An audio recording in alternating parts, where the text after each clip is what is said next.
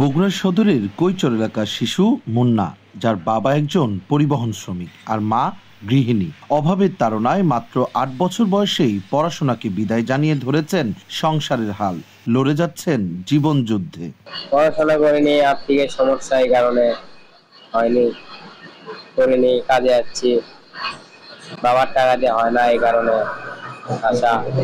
মুন্নার মতোই হাজার হাজার শিশু কিশোর ঝুঁকিপূর্ণ বিভিন্ন কাজ সহ প্রতিদিন ঘন্টার পর ঘন্টা শ্রম দিয়ে যাচ্ছেন। দায়িত্বের কাছে যখন হার মানে বয়স, তখন তাদের কাছে এই দিবস কতটা গুরুত্ব রাখে প্রশ্ন জাগে মনে।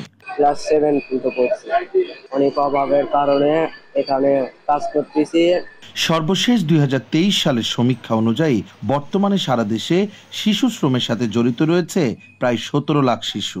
বগুড়া শহরের অলিতে গলিতে হর হামেশাই চোখে পড়ে শিশু শ্রমিকের। জেলায় আদৌ তাদের সংখ্যা কত জানতে পরিসংখ্যান অফিস সহ সংশ্লিষ্ট দপ্তরগুলোতে গিয়েও পাওয়া যায়নি কোনো তথ্য।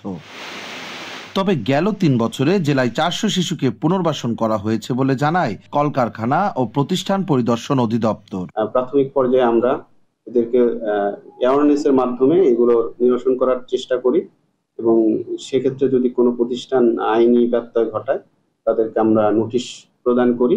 শিশু শ্রম প্রতিরোধে পুনর্বাসন প্রক্রিয়া বড় চ্যালেঞ্জ উল্লেখ করে বিভিন্ন উদ্যোগের কথা জানায় সমাজসেবা অধিদপ্তর। কোনো শিশু যদি তার পরিবারের অর্থাভাবে বা সমস্যার কারণে সে যদি শিশু শ্রমে যায়, তাহলে সেই পরিবারটিকে আইডেন্টিফাই করার পরে সেখানে হয়তো ওই পরিবারকে এই প্রজেক্টের আওতায় অর্থ সহায়তা দেওয়া হবে, এই শর্তে যে তার এই শিশুটি আর কাজ করবে না, কলকারখানায় সে লেখাপড়ায় নিয়োজিত থাকবে। শিশু শ্রম প্রতিরোধ দিবসে সচেতন মহলের প্রত্যাশা, মৌলিক চাহিদা মিটিয়ে প্রতিটি শিশু হোক শ্রম মুক্ত। সঞ্জু রায়, দেশ টিভি, বগুড়া।